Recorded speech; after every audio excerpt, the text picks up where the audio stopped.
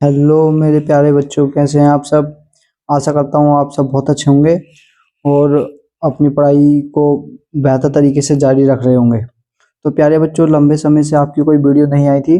उसका कारण ये था कि मैं कार्यों में व्यस्त था और आज मौका मिला है आपके लिए वीडियो बनाने का। तो ये आपके लिए आपका हाफ ईयरली एग्जाम पेपर है, साइंस का क्लास 6।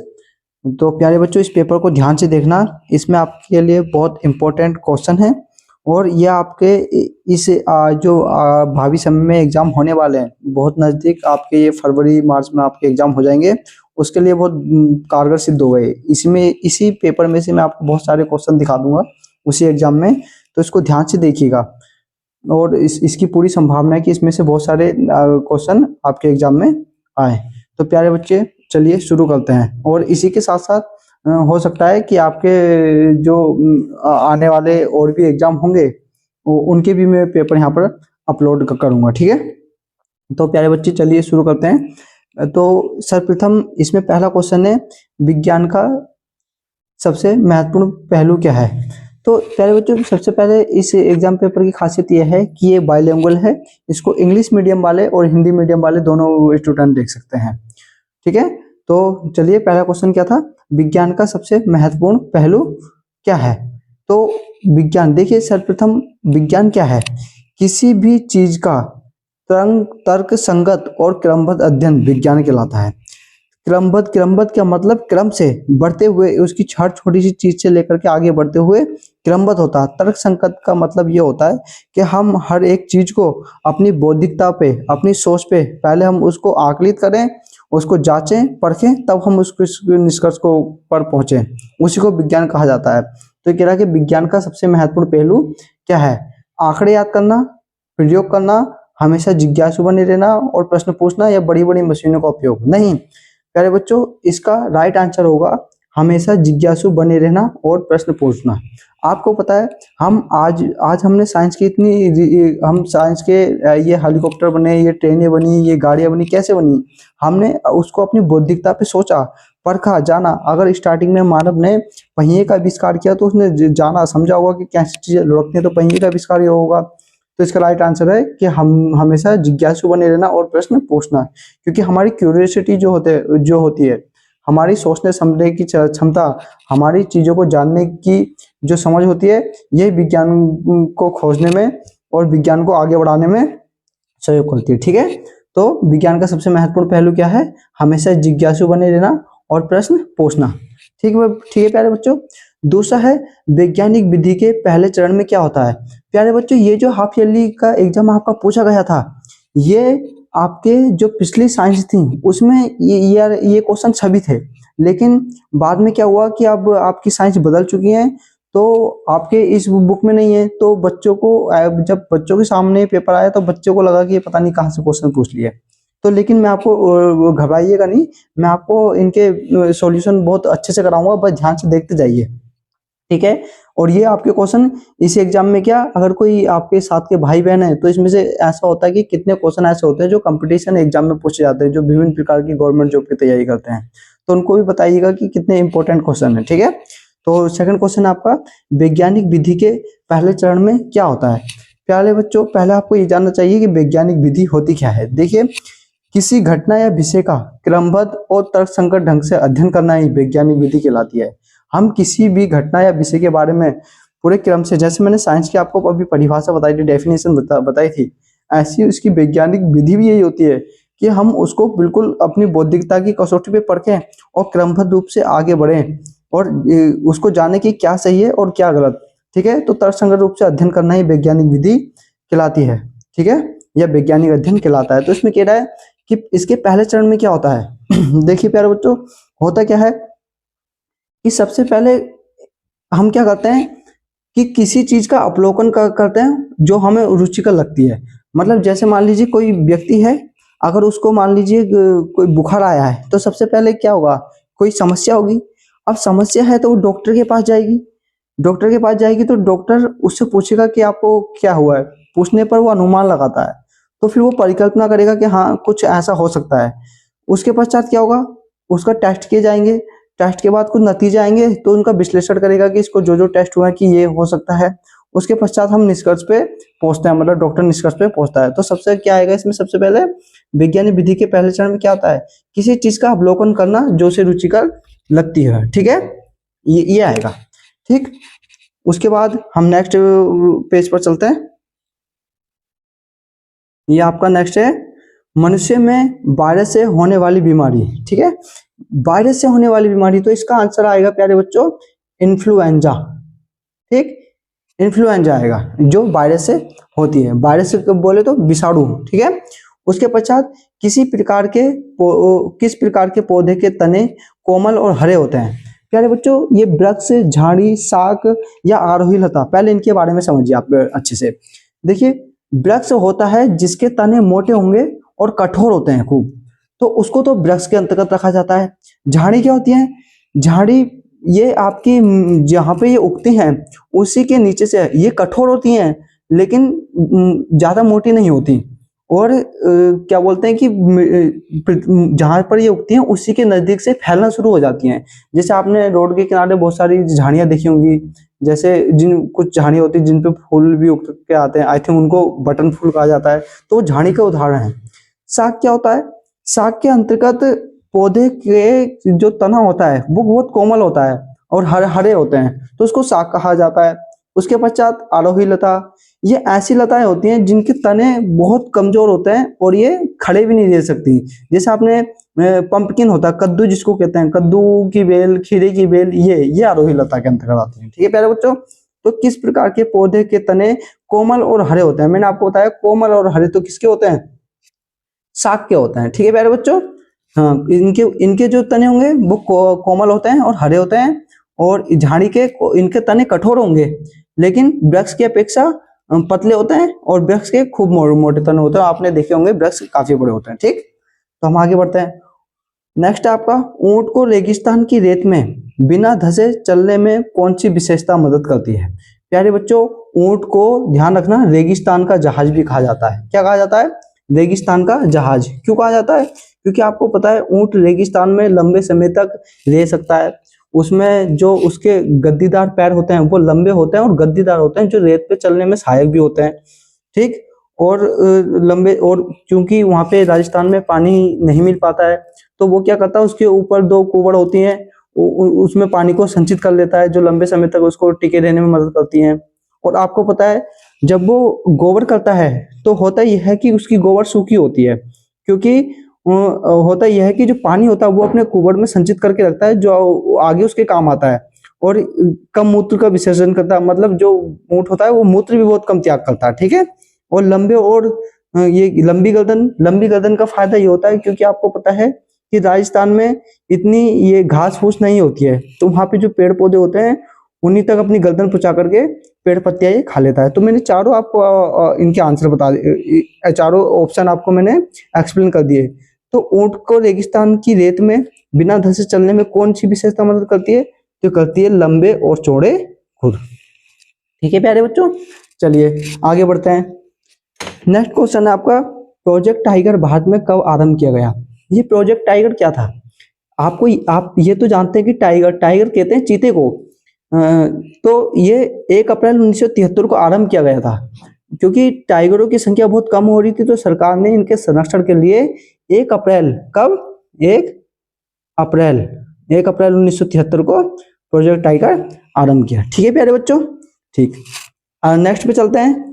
अन्नेन जातानी जीवंती, इसका मतलब क्या हुआ, इसका मतलब हुआ आहार जीवित प्राणियों को जीवन देता है। अन्नेन जातानी जीवंती, ठीक है, आहार जीवित प्राणियों को जीवन देता है। गुड, आगे बढ़ते हैं। मक्के की रोटी सरसों का साग, इसको पंजाबी लैंग्वेज में कहते हैं मक्के दी रोटी सरसों दा साग। तो ये कहाँ फेमस है, ये पंजाब में फेमस है। ठीक है प्यारे बच्चों, कहाँ, पंजाब में। नेक्स्ट पर चलते हैं। कौन सा खाद्य घटक हमारे आहार का प्राथमिक स्रोत है। अगर आपने मेरी वीडियो देखी होंगी तो प्यारे बच्चों आपको मैंने खाद्य घटक के बारे में बहुत अच्छे से एक्सप्लेन किया है, और मैंने इनको की पॉइंट्स के साथ पूरा चैप्टर आपको एक्सप्लेन किया था। इसको आप एक बार देखिएगा, और इसका आंसर अगर आपने वो देखा होगा तो इनके बारे में आपको अच्छे से पता है कि प्रोटीन क्या होता है, कार्बोहाइड्रेट क्या होता है, वसा क्या होता है और विटामिन क्या होता है। तो चलिए मैं एक बार आपको और एक्सप्लेन कर देता हूँ। देखिए, प्रोटीन, जिस भोजन में प्रोटीन अधिक मात्रा में होता है उसको वृद्धि वर्धक भोजन कहा जाता है, क्योंकि प्रोटीन हमारी मसल्स बढ़ाने में, हमारी वृद्धि विकास के लिए बहुत आवश्यक होता है। आपने देखा होगा जो जिम वाले होते हैं, जो जिम जाते हैं, वो अक्सर प्रोटीन अधिक मात्रा में लेते हैं, क्योंकि होता यह है कि वो जब जिम करते हैं तो हमारी मसल टूटती है और नई मसल के निर्माण में, बॉडी के ग्रोथ के लिए प्रोटीन बहुत आवश्यक होता है। तो आपको समझ में आएगा प्रोटीन क्या होता है। फिर कार्बोहाइड्रेट क्या होता है। कार्बोहाइड्रेट आपको पता है, अगर आप भोजन ना खाओ तो होता यह है कि आपकी एनर्जी बहुत डाउन होने लग जाती है, आप काम नहीं कर पाएंगे, आप बहुत सुस्त हो जाएंगे, आप अपने अपने आप को एनर्जी फुल महसूस नहीं करेंगे। तो आपको ऐसा लगता है कि बहुत स्वास्थ्य मतलब डाउन सा हो रहा है और शरीर में एनर्जी नहीं है। तो उसका कारण यह है कि हम जो भी भोजन खाते हैं, चाहे आप चावल खाइए, रोटी खाइए या केला खाइए या ऐसा कुछ भी पदार्थ लेते हैं, तो आपको पता है हमको उसको खाने के पश्चात तुरंत एनर्जी मिल जाती है। तो उसका कारण क्या है कि हमें उससे कार्बोहाइड्रेट मिलता है। तो कार्बोहाइड्रेट क्या करता है, हमें ऊर्जा देने का काम करता है। ठीक, उसके पश्चात वसा। प्यारे बच्चों, मैं आपको जानकारी के लिए और बता दूं, वसा, वसा से भी हमको क्या बोलते हैं, ऊर्जा मिलती है। लेकिन होता यह है, ये जो हम वसा लेते हैं, जैसे तेल, तेल आपने देखा होगा, तेल हम साग सब्जियों में डालते हैं या अन्य तेलीय युक्त पदार्थ होते हैं, ये वसा के एक प्रकार से स्रोत होते हैं। क्योंकि होता यह है कि जब हम अधिक मात्रा में तेलीय पदार्थ को लेते हैं, या आप पकौड़ी खाइए, समोसा खाइए या तली भुनी चीज जितना भी खाते हैं, इनकी अधिक मात्रा में होता क्या है, ये वसा हमारे अंदर एक अंदर लेयर बना लेती है। तो ये आगे आगे काम आती है हमारे। क्योंकि आपको पता है, जैसे जाड़ों के टाइम में, इस वक्त जाड़े का सीजन चल रहा है, तो सर्दियों में क्या होता है कि जैसे मान लीजिए हमारे अंदर जब ये जमा हो जाती है, तो हमारी अंदर की एनर्जी को बाहर नहीं आने देती और बाहर की सर्दी को अंदर जाने से रोकती है। तो इसका ये कार्य होता है वसा का। ठीक है, अब लास्ट आया आपका विटामिन। विटामिन को मैंने बच्चों बहुत बताया आपको। विटामिन हमारी वृद्धि के रख रखाव, हमारी बॉडी के रख रखाव के लिए, हमारी बॉडी के मेंटेनेंस के लिए बहुत आवश्यक होते हैं। मैंने आपको vitamin A, vitamin B, vitamin C, vitamin D, vitamin A और विटामिन के, इन सभी के बारे में बताया और अच्छे से बताया। आप एक बार मेरी वीडियो देखिएगा। और मैंने किस विटामिन की कमी से कौन से रोग होते हैं ये भी बताया है। ठीक है प्यारे बच्चों, तो इसका वैसे कौन सा खाद्य घटक हमारे आहार का प्राथमिक स्रोत है, तो वो आएगा कार्बोहाइड्रेट। इसका कारण यह है क्योंकि आपको पता है, हम जो भी भोजन का खाते हैं, इंस्टेंटली एनर्जी प्रदान करने का कार्य कार्बोहाइड्रेट करता है। और दिन भर जितने भी हम कार्य करते हैं, तो इसका कारण है कि क्योंकि हमको कार्बोहाइड्रेट से एनर्जी मिलती है, इस कारण से इसको आहार का प्राथमिक स्रोत कहा जाता है। ठीक है प्यारे बच्चों, चलिए आगे चलते हैं। नेक्स्ट है आपका दिक्सूचक, चुंबकीय दिक्सूचक कंपास का उपयोग किया जाता है। तो किस लिए किया जाता है? इसका उपयोग किया जाता है दिशा बताने के लिए। ठीक है, क्योंकि ये क्या करता है, आप एक सुई की तरह डिब्बी होती है और वो एक स्वतंत्र रूप से इसके अंदर सुई लगी होती है, जो एक लंब टाइप का होता है, सीधा खड़ा, उससे लगी रहती है और ये स्वतंत्र रूप से उसमें लगी होती है। ये क्या करता है कि हमेशा उत्तर दिशा में ये हमको बताता है। तो इसका दिशा ज्ञात करने के लिए इसको जाना जाता है चुंबकीय दिक्सूचक यंत्र को। ठीक है प्यारे बच्चों, ठीक। नेक्स्ट है आपका, चुंबक किस पदार्थ को आकर्षित करता है? ये तो आप सभी जानते होंगे कि चुंबक हमेशा लोहे की वस्तुओं को आकर्षित करता है। ठीक है, तो ये आएगा इसका आंसर लोहा। नेक्स्ट चलते हैं, स्वतंत्र रूप से लटका हुआ चुंबक किस दिशा में ठहरता है? एक चुंबक को लीजिए, एक होता है प्यारे बच्चों प्राकृतिक चुंबक, एक होता है कृत्रिम चुंबक। जो मनुष्य द्वारा बनाया जाता है वो कृत्रिम चुंबक है, और जो प्रकृति से प्राकृतिक रूप से प्राप्त होता है, जो मैग्नेटाइट के रूप में हमको मिलता है, उसको प्राकृतिक चुंबक कहा जाता है। तो ये हमेशा उत्तर और दक्षिण दिशा में ठहरता है। किस दिशा में? उत्तर और दक्षिण। ठीक, जिसको कहते हैं नॉर्थ और साउथ। ठीक, आप नेक्स्ट पे चलते हैं। साक, ये कह रहा है example of herb, example of bush, example of tree, example of climber. मतलब साग का उदाहरण, झाड़ी का उदाहरण, पेड़ का उदाहरण, लता का उदाहरण। तो ये यहाँ पे देखिए, कद्दू, गुलाब, आम और टमाटर। अच्छा, इनको इसी में बताना है। तो आपको पता है साग का उदाहरण क्या है? मैंने आपको प्यारे बच्चों बताया कि साग क्या होता है, साग के जो तने होते हैं वो कोमल होते हैं और हरे रंग के होते हैं। और तो आपको पता है कि कद्दू, मैंने आपको अभी पीछे ही बताया था कि कद्दू क्या है, बिसरपी लता का उदाहरण है, क्योंकि इनके जो तने होते हैं वो बहुत कोमल होता है और ये जमीन पे ये खड़े भी नहीं हो सकते, सीधे मतलब रैंक करके चलते हैं, ये धीरे धीरे रैंक करके चलने का मतलब धीरे धीरे अपनी उसमें कलियां अगर निकलती रहती है जमीन पर फैलती है। ठीक, तो ये कद्दू तो इसका उदाहरण होगा नहीं, कद्दू उदाहरण होगा लता का उदाहरण। तो यहाँ पे आ जाएगा बच्चों कद्दू। ठीक है, पंपकिन आ गया। ठीक, नेक्स्ट आपका साग का उदाहरण। साग का उदाहरण आएगा अब प्यारे बच्चों टमाटर, क्योंकि आपको पता है टमाटर के तने बहुत कमजोर और कोमल होते हैं और हरे रंग के होते हैं। ठीक है, ये टमाटर आ गया। झाड़ी, मैंने बताया था झाड़ी के जो तने होंगे वो कठोर होंगे, लेकिन पेड़ की अपेक्षा बहुत पतले होते हैं और नीचे से ही फैलना शुरू कर देते हैं। और आपको पता है गुलाब जो है वो झाड़ी का ही उदाहरण है। यहाँ पे आ जाएगा आपका गुलाब। ठीक, और पेड़ का उदाहरण आपको पता है आम, तो यहाँ पे आप लिख देंगे आम। ठीक, ये आपको अच्छे से समझ में आया होगा। तो नेक्स्ट चलते हैं, ये किसी बच्चे का पेपर है और ये मेरे ख्याल से उसने टिक लगा रखे हैं, लेकिन मैं आपको इसमें अच्छे से बताऊंगा आपको स्कोर। देखिए, पहला है आयरन। आयरन क्या है, आपको पता है आयरन की कमी से एनीमिया रोग हो जाता है। ये एनीमिया क्या होता है, आपको पता है कि आयरन क्या करता है, हमारे शरीर में जो लाल रक्त कणिकाएं होती हैं वो जिनको हीमोग्लोबिन कहा जाता है, ये हीमोग्लोबिन एक प्रकार का प्रोटीन है और ये ऑक्सीजन ले जाने में सहायता करता है। और ये जो हीमोग्लोबिन बनता है ये लोहे की आयरन के कारण बनता है। ठीक है, अगर ये आयरन बनेगा नहीं तो हीमोग्लोबिन नहीं बनेगा, और हीमोग्लोबिन नहीं बनेगा तो रक्त में ऑक्सीजन की आपूर्ति नहीं हो पाएगी, और ऑक्सीजन की आपूर्ति नहीं हो पाएगी तो आपको पता है कई बार व्यक्ति के हृदय तक अगर ऑक्सीजन नहीं पहुंच पाती है तो व्यक्ति को हार्ट अटैक तक आने की संभावना बन जाती है। तो प्यारे बच्चों, आपको अच्छे से समझ में आया होगा कि आयरन का आपका टैली होगा, मिलान होगा एनीमिया से। ठीक है, आयरन या लोहे की कमी से एनीमिया रोग हो जाता है। ठीक, विटामिन बी। विटामिन बी से क्या होता है, विटामिन बी से होता है आपका बेरी बेरी। क्या होता है बेरी बेरी, बेरी बेरी के अंतर्गत आपकी मांसपेशियां कमजोर हो जाती हैं और व्यक्ति थोड़ा सा काम करने पर भी अपने आप को थका हुआ महसूस करता है। ठीक, उसके पश्चात क्या आएगा, कैल्शियम। कैल्शियम आपको पता है हमारे दांत जो बने होते हैं कैल्शियम और फास्फोरस से बने होते हैं। अगर हमारे दांत में या बॉडी में कैल्शियम की कमी हो जाती है तो हड्डियां तक कमजोर हो जाती हैं। तो आपका आएगा कैल्शियम की कमी से दंत से मतलब दांत खराब होने लग जाते हैं, टूट टिके होने लग जाते हैं। ठीक, उसके पश्चात आपका आया विटामिन डी। आपको पता है विटामिन डी की कमी से होता है हमको रिकेट्स, जिसको कहते हैं सूखा रोग। सूखा, इसके अंतर्गत क्या होता है, जब ये व्यक्ति को सूखा रोग मतलब ऐसा समझ लीजिए कि अगर व्यक्ति को विटामिन डी की कमी है तो मतलब कैल्शियम और फास्फोरस का हमारी बॉडी में अब्जॉर्ब नहीं होगा, अवशोषण नहीं होगा, क्योंकि विटामिन डी आपको पता है सनलाइट से मिलता है। और अगर ये जो विटामिन डी हमारे बॉडी में रहेगा तो कैल्शियम और फास्फोरस भी शरीर में अवशोषित होते रहेंगे, जिससे हड्डियां मजबूत बनी रहेंगी। अगर आयोडीन की कमी हो जाए तो हड्डियां कमजोर हो जाती हैं और मुड़ जाती हैं, जिससे वृद्धि का विकास नहीं होता है।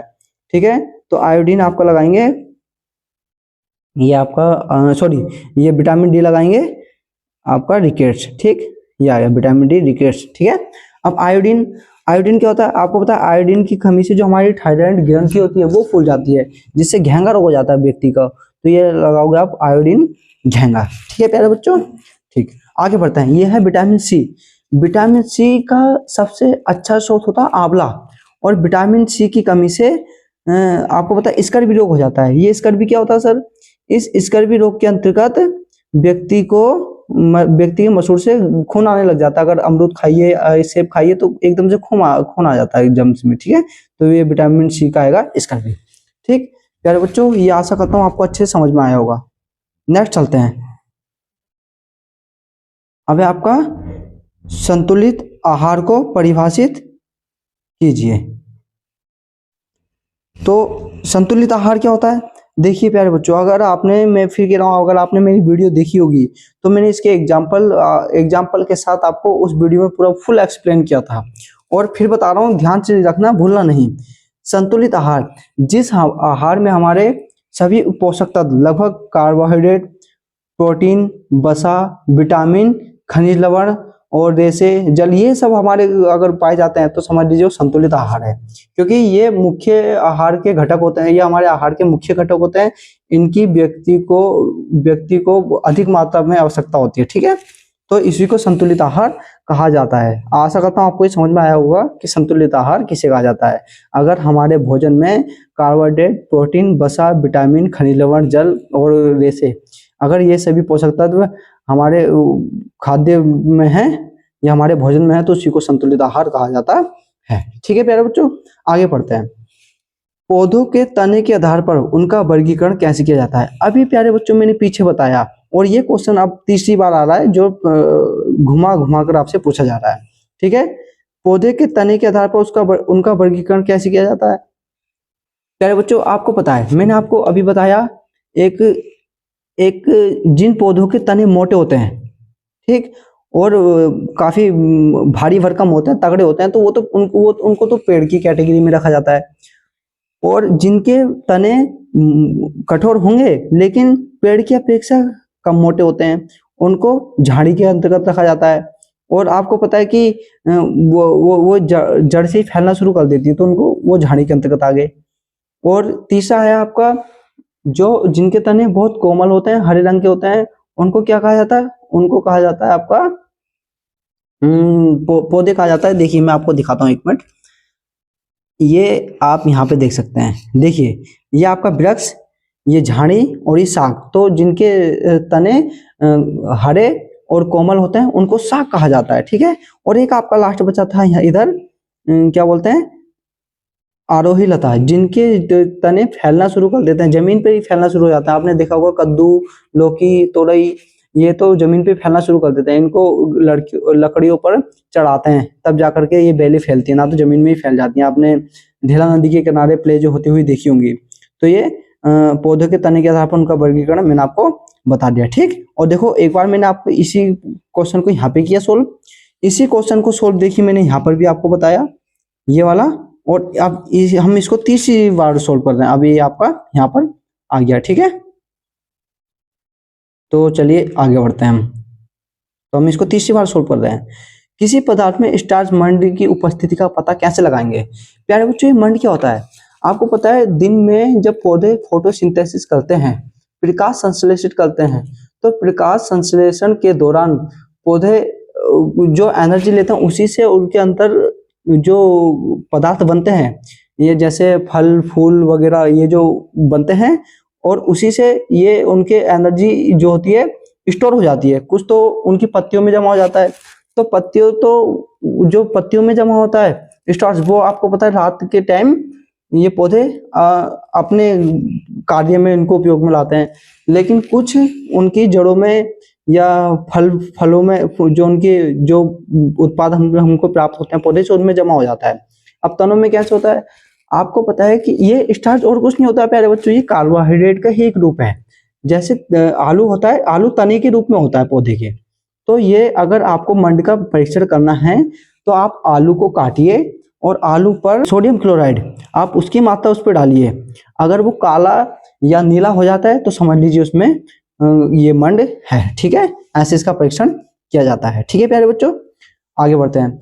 शरीर वृद्धि के लिए कौन सा पोषक तत्व आवश्यक है, इसके दो प्रमुख स्रोत बताइए। शरीर वृद्धि अभी बताया प्यारे बच्चों मैंने कि हमारी वृद्धि के लिए और हमारे विकास के लिए और बॉडी की ग्रोथ के लिए प्रोटीन सबसे महत्वपूर्ण पोषक तत्व है। क्योंकि अभी एग्जाम्पल के साथ में बताया कि जिम जो करने वाले व्यक्ति होते हैं वो अधिक मात्रा में प्रोटीन लेते हैं, जिससे हमारे शरीर का विकास होता है, ठीक है। और प्रोटीन के जो प्रमुख स्रोत क्या हैं, आप सोयाबीन ले लीजिए, या आप अंडा खाते हो तो अंडा भी प्रोटीन का बहुत अच्छा स्रोत है। सोयाबीन में 40% और अंडे में 12 से 14% तक प्रोटीन होती है, ठीक है प्यारे बच्चों। ठीक है, आगे बढ़ते हैं। कार्बोहाइड्रेट और वसा को ऊर्जा देने वाला भोजन क्यों कहा जाता है।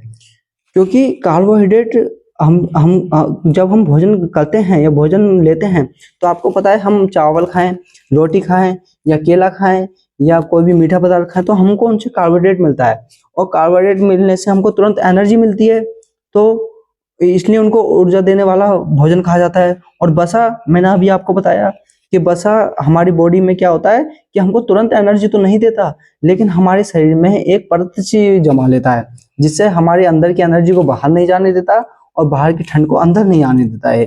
ठीक है। और आपने देखा होगा जैसे इस वक्त जाड़े का मौसम चल रहा है, जो व्यक्ति अधिक मोटे होते हैं उनको ठंड कम लगती है, क्योंकि उनके अंदर वसा की बहुत मोटी परत जमी होती है। ठीक है प्यारे बच्चों। और अदर ये ज्यादा तला भुने खाने से वसा बॉडी में जमा हो जाता है। आपने वो देखे होंगे हलवाई, वो काफी मोटे, आपको मोटे तगड़े मिलेंगे, क्योंकि काफी खा खा करके वो मोटे हो चुके होते हैं। ठीक है। तो ये बस, तो इसलिए कार्बोहाइड्रेट और वसा को ऊर्जा देने वाला भोजन कहा जाता है। अब आपका 9th क्वेश्चन है, कृत्रिम चुंबक और प्राकृतिक चुंबक।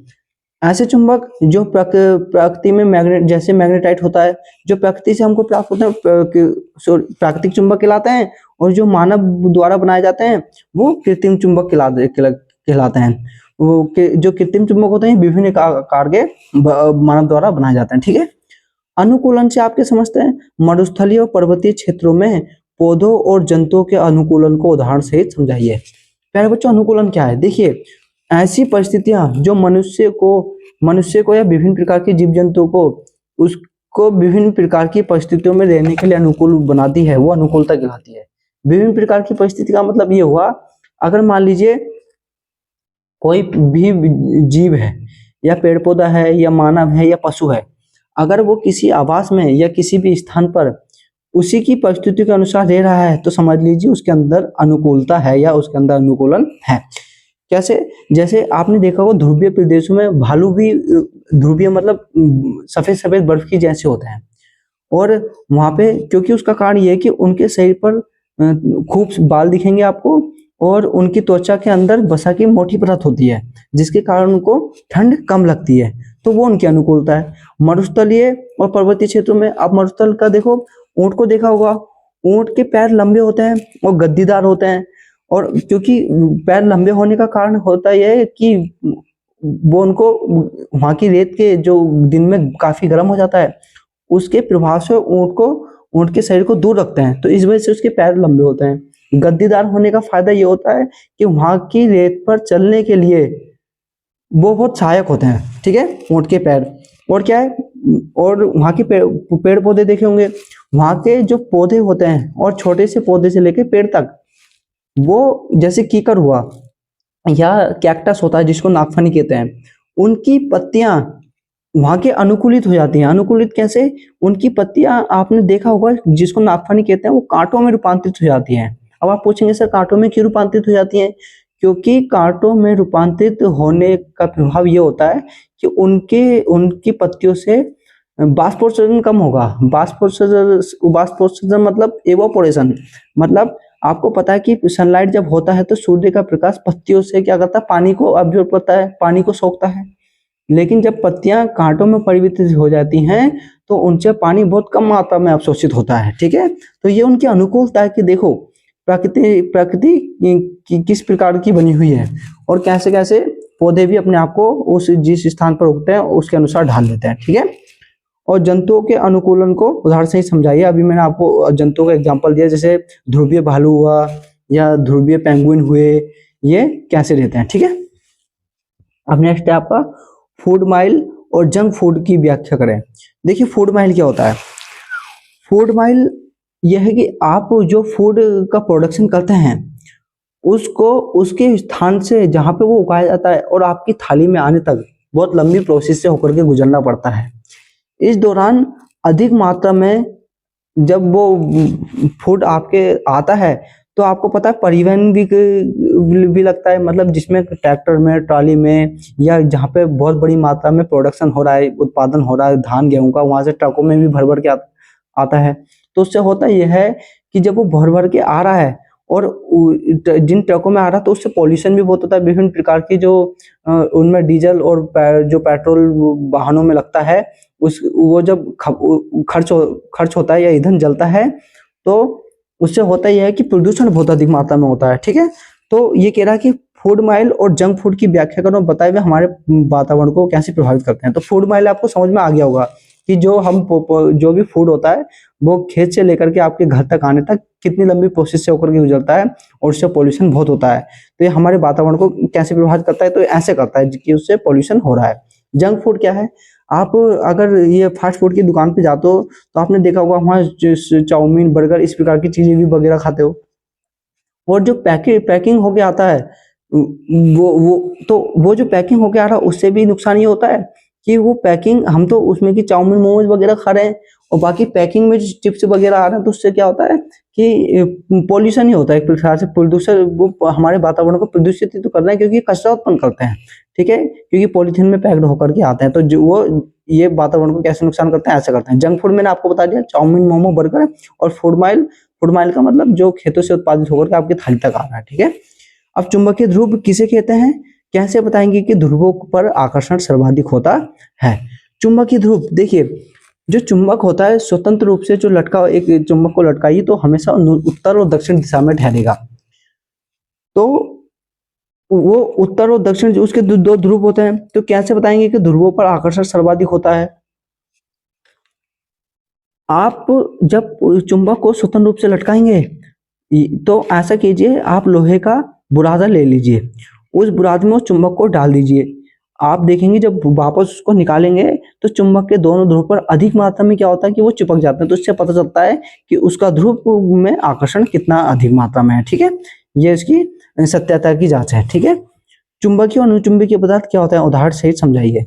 वे चुंबकीय पदार्थ, वे पदार्थ जो चुंबक लोहे के पदार्थ को अपनी ओर आकर्षित करते हैं वो चुंबकीय पदार्थ कहलाते हैं। और जो पदार्थ जैसे लोहा हो गया, निकिल हो गया, कोबाल्ट हो गया, ये चुंबकीय पदार्थ हैं। और अनुचुंबकीय पदार्थ क्या हुए, वो पदार्थ जो जो चुंबक की ओर आकर्षित नहीं होते, वो अनुचुंबकीय पदार्थ कहलाते हैं। तो प्यारे बच्चों, ये आपका पूरा एग्जाम्पल पेपर था। आशा करता हूँ ये आपको अच्छे समझ में आया होगा, ठीक है प्यारे बच्चों। तो चलिए मिलता है नेक्स्ट वीडियो में। जय हिंद, वंदे मातरम।